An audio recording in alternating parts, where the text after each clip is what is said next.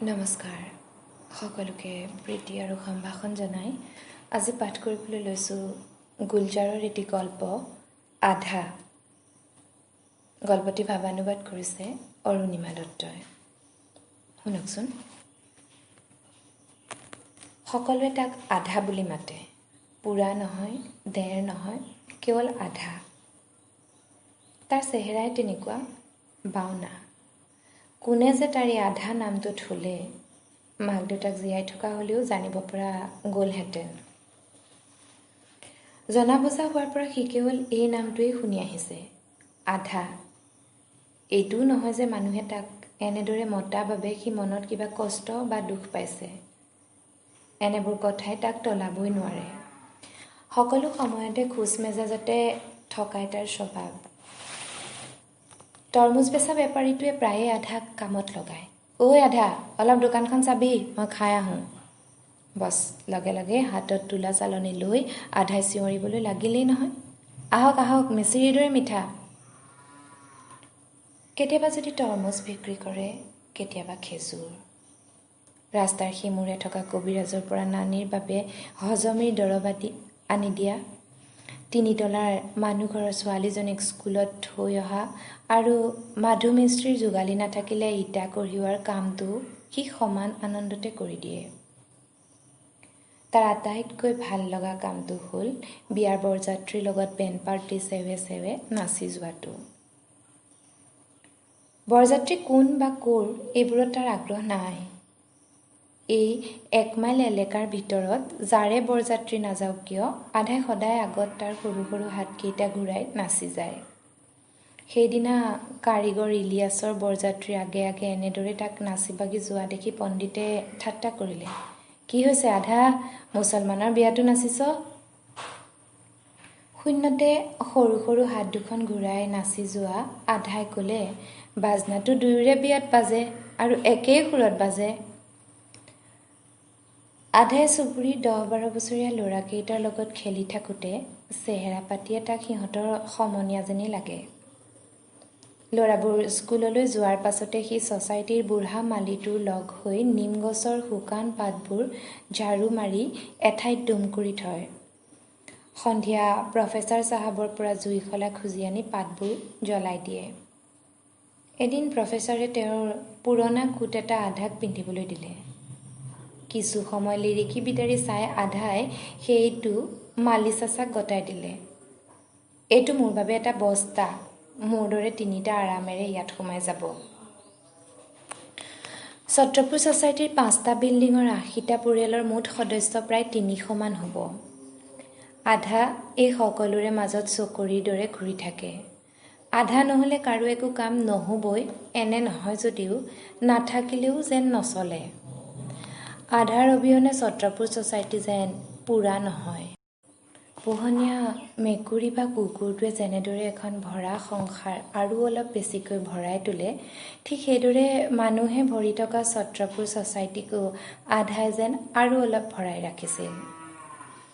কিন্তু কালি সেই আধাই ছত্ৰপুৰ ছ'চাইটিৰ সকলোকে ৰিক্ত, শূন্য, উদং কৰি আঁতৰি গ'লগৈ। সেই সময়ত চৌহদ ভৰি থকা মানুহখিনিক উদ্দেশ্য কৰি প্ৰফেচাৰ চাহাবে চিঞৰি চিঞৰি কৈছিল, তোমালোক সকলো অসম্পূৰ্ণ আৰু আধা, যাক তোমালোক আটাই আধা বুলি ভাবা, চোৱা তেওঁ কিমান পৰিপূৰ্ণ, কিমান সম্পূৰ্ণ। এয়া কালিৰ কথা আছিল যদিও ইয়াৰ সূত্ৰপাত 2 বছৰৰ আগেয়ে আৰম্ভ হৈছিল। তাৰ আগেও অৱশ্যে আন এটা ঘটনা হৈছিল, যিটোৰ বিষয়ে ছ'চাইটিৰ খুব কমেইহে গম পাইছিল। ছত্ৰপুৰ ছ'চাইটিৰ আটাইতকৈ সুন্দৰী ছোৱালী ৰাধা কমলানী সেইদিনা হীৰগঞ্জৰ পৰা উভতিছিল। হঠাতে বাটতে 3টা গুণ্ডাই তাইক বেৰি ধৰিলে। তাৰে এটাই সুহুৰি বজাই বজাই গাত খুন্দা মাৰি দিলে। লাজে ভয়ে ঠক ঠককৈ কঁপি উঠা ৰাধাই গলিটোৰ মুখত হঠাৎ এটা অস্পষ্ট ছায়ামূৰ্তি দেখি সজোৰে চিঞৰি উঠিল, আধা! ৰাধাৰ কাতৰ চিঞৰ শুনা মাত্ৰে আধা একে দৌৰে আহি তাইৰ সন্মুখত হাজিৰ। ৰাধাই আঁতোৰত হাত এখন খামুচি ধৰিলে আধাৰ। মোক ঘৰলৈ লৈ ব'ল আধা। ঘটনাটো বুজাত আধাৰো পলম নহ'ল। মুহূৰ্ততে আধাৰ শৰীৰলৈ যেন সিংহৰ জোৰহে আহিল। খপকৈ ৰাধাৰ হাতখনত ধৰি, বোলা মই আছোঁ নহয় বুলি সি ধুমুহাৰ গতিৰে তিনিটা বদমাছৰ কবলৰ পৰা ৰাধাক টানি উলিয়াই আনিলে। সেই নিশা আধাৰ মুঠেই টোপনি নাহিল। তাৰ যে বয়স ইতিমধ্যে 28 হ'ল, সি এইবাৰহে প্ৰথমবাৰলৈ অনুভৱ কৰিলে। এই ঘটনাৰ পৰাই সি সৰু ল'ৰাবোৰৰ লগত বল খেলা একেবাৰে বন্ধ কৰি দিলে। আগৰ দৰে সি আৰু জুলুহু হৈ নাথাকে। চোলা পেণ্টটো ইস্ত্ৰি কৰিহে পিন্ধে। তাৰ এই পৰিৱৰ্তন ছ'চাইটিৰ সকলোৱে মন কৰিলে, আনকি ৰাধায়ো। তাইতো এদিন ক'লেই, হাউ কিউট। আধাই তাৰ জীৱনত এইবাৰহে মনৰ মতন কাম এটা পালে, বডিগাৰ্ডৰ। ৰাধায়ো ভাল পালে। সি ৰাতিপুৱা ৰাধাক কলেজত থৈ আহে। কেতিয়াবা তাইৰ বহী কিতাপৰ বেগটোও দাঙি নিয়ে। সন্ধিয়াও নিৰ্দিষ্ট সময়ত গৈ কলেজৰ মুখত ৰৈ থাকে। ৰাধাক ঘৰত সোমোৱাইহে তাৰ শান্তি। কিন্তু সেই ৰাধাই এদিন তাৰ অন্তৰখন ভাঙি চুৰমাৰ কৰি দিলে। ৰাধাই প্ৰায়েই তাক লগত লৈ তাইৰ প্ৰেমিক জগদীশক লগ কৰেগৈ। জগদীশে কিন্তু আধাক লগত লৈ অনাটো মুঠেই পচন্দ কৰা নাছিল। এদিন তেনেকৈ আপত্তি কৰোঁতে ৰাধাই আধাৰ সন্মুখতে জগদীশক খঙেৰে ক'লে, চি চি, ইয়াক তুমি সন্দেহ কৰিছা, এই আধা বাওনা মানুহটোক। পাছৰখিনি আধাৰ কাণত সোমাবলৈকে নাপালে। সি কোবাকুবিকৈ ঘৰলৈ বাট ল'লে। আহি থাকোঁতে গলিৰ মুখতে শুই থকা ফপৰা কুকুৰটোক তাৰ সন্মুখতে পাই ধুমধাম মৰিয়াবলৈ ধৰিলে। এটা সময়ত মৰিয়াই মৰিয়াই দুখে শোকে বেজাৰে নিজৰ জুপুৰিটোলৈ আহি বিচনাখনত উবুৰি খাই পৰিল। পিছদিনাৰ পৰাই আধা সম্পূৰ্ণ সলনি হ'ল। তাৰ এই পৰিৱৰ্তন দেখি ছ'চাইটিৰ মানুহখিনি আচৰিত হ'ল। কোনোবাই আধাক কিবা কাম পাছিলে সি নিৰ্বিকাৰভাৱে সোধে, টকা পাম, পইচা পাম। টকা? তই আকৌ টকা পইচাৰে কি কৰিবি? মোৰ যি মন যায়। লাহে লাহে আধাৰ পুৰণা কাঠৰ বাকচটো খুচুৰা পইচাৰ নোটেৰে ভৰিবলৈ ধৰিলে। এইবোৰ হ'ল মূল ঘটনাৰ আগতে হোৱা ঘটনা। 6 মাহৰ পাছতে ৰাধাৰ বিয়া হৈ গ'ল। বিয়াৰ দিনা ৰাধাৰ ঘৰত জোৰদাৰ নাচ গান চলিল। বহু দূৰৰ পৰাই গান বাজনা শুনা গৈছিল। বিয়াঘৰৰ গান বাজনাৰ শব্দ শুনি জুপুৰিটোৰ ভিতৰত নীৰৱে বহি থকা আধাৰ ক্ৰমাৎ যেন ধৈৰ্য হেৰাবলৈ ধৰিলে। নাচ পাগল আধাৰ হাত ভৰি কঁপিবলৈ আৰম্ভ কৰিলে। এপাকত সি বিচনাৰ পৰা জাপ মাৰি নামি তাৰ পুৰণা কাঠৰ বাকচটো মেলিলে। খপজপকৈ হাত ভৰাই তাৰ সাঁচতীয়া টকাকেইটা উলিয়াই ছত্ৰপুৰ ছ'চাইটিৰ চি বিল্ডিঙৰ 13 নম্বৰ কোঠাটোৰ দুৱাৰত টোকৰ দিলেগৈ। 13 নম্বৰ কোঠাটোত সত্যা অকলে থাকে। এজনী বেয়া চৰিত্ৰহীনা ছোৱালী বুলিয়েই তাইক সকলোৱে জানে। ছ'চাইটিৰ বেছিভাগ বাসিন্দাই সত্যা সেই বিল্ডিং এৰি আন ঠাইলৈ গুচি যোৱাটো বিচাৰে। কাৰণ দিন নাই ৰাতি নাই, সময়ে অসময়ে তাইৰ ঘৰলৈ বহু অচিনাকি মানুহৰ অহা যোৱা চলে। আধায়ো ইমান দিনে সেয়া দেখিছে, জানেও। কিন্তু আজি আধা নিজেই। কোনে জানে সত্যাৰ বন্ধ কোঠাৰ ভিতৰত কি হ'ল? পুৰা 7 ঘণ্টাৰ পাছত আধা যেতিয়া সত্যাৰ কোঠাৰ পৰা ওলাল, ৰাধা তেতিয়া মানে স্বামীৰ ঘৰ পালেগৈ। ইয়াৰ পাছৰে পৰা আধা প্ৰায়েই সত্যাৰ কাষলৈ যাবলৈ ধৰিলে। সত্যাৰ সৈতে আধাৰ মিলামিছা দেখি ছ'চাইটিৰ কেইজনমানে বেয়া পোৱাৰ লগে লগে আচৰিতো হ'ল। যি সত্যাৰ সৈতে সিহঁতে ইমান দিনে গোপনে সম্পৰ্ক ৰক্ষা কৰি আহিছিল, সেই সত্যাৰ লগত যে এটা বাওনাই ইমান খোলাখুলি সম্পৰ্ক ৰাখিছে, সেয়া সিহঁতে সহিব নোৱাৰিলে। লাগিলে তাই এজনী বেশ্যাই নহওক কিয়। সমস্ত ছ'চাইটি আধাৰ ওপৰত খৰ্গহস্ত হ'ল।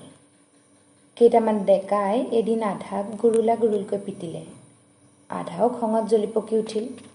ইমান মাৰ খায়ো সি পাঁচকোবতে গৈ সত্যাৰ কাষত হাজিৰ। সেই সময়ত অসুস্থ সত্যা বিচনাত শুই আছিল।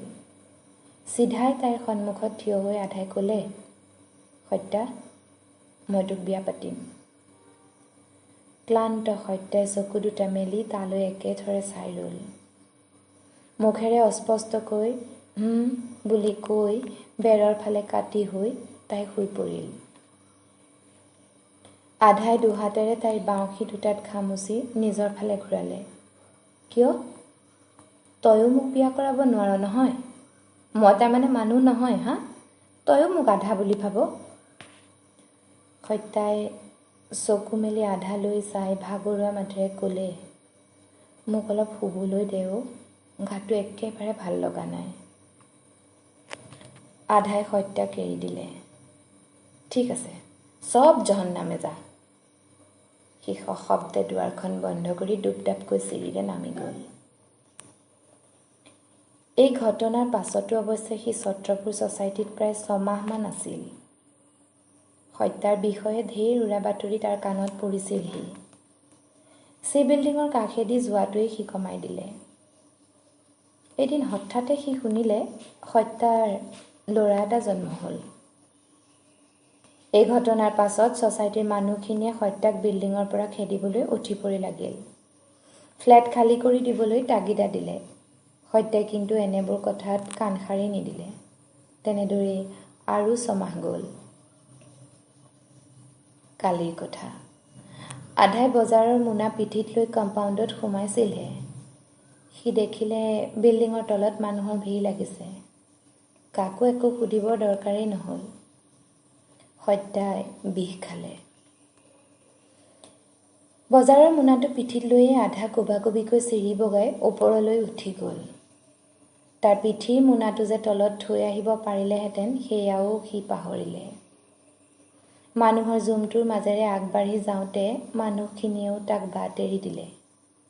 সি 13 নম্বৰ কোঠাটোলৈ সোমাই গৈ দেখিলে সত্যাৰ নিথৰ দেহ বিচনাত উবুৰি খাই পৰি আছে আৰু তাইৰ 6 মহীয়া শিশুটোৱে মাকৰ মৃতদেহটোৰ লগত আপোন মনে খেলি আছে।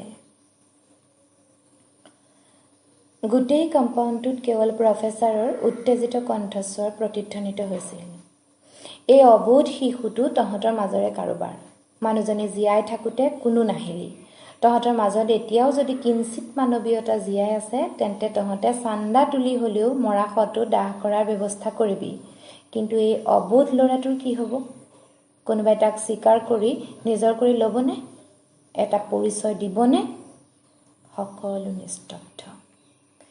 কোঠাটোত কাহ পৰি জিন যোৱা অৱস্থা। মানুহবোৰ যেন একোটা শিলৰ মূৰ্তিহে। আধাৰ হাতৰ পৰা বজাৰৰ মোনাটো ডুবকৈ মজিয়াত সৰি পৰিল। সকলোৱে তালৈ ঘূৰি চালে। সি ধীৰে ধীৰে বিচনাখনৰ কাষলৈ আগবাঢ়ি গৈ দুহাতেৰে শিশুটোক আলফুলকৈ দাঙি আঁকোৱালি ধৰিলে আৰু কোনোফালে নোচোৱাকৈ মানুহৰ জুমটোৰ মাজেৰে ওলাই কম্পাউণ্ডৰ বাহিৰ হৈ ৰাস্তাত ভৰি দিলে। কাহ পৰি জিন যোৱা নিস্তব্ধতাৰ মাজতো প্ৰফেচাৰৰ মাত শুনা গৈছিল। তহঁত চব অসম্পূৰ্ণ আৰু এই আধা, যাক তহঁতে আধা বুলি তুচ্ছ জ্ঞান কৰিছিলি, তাক চা, সি কিমান পৰিপূৰ্ণ, কিমান সম্পূৰ্ণ। ধন্যবাদ।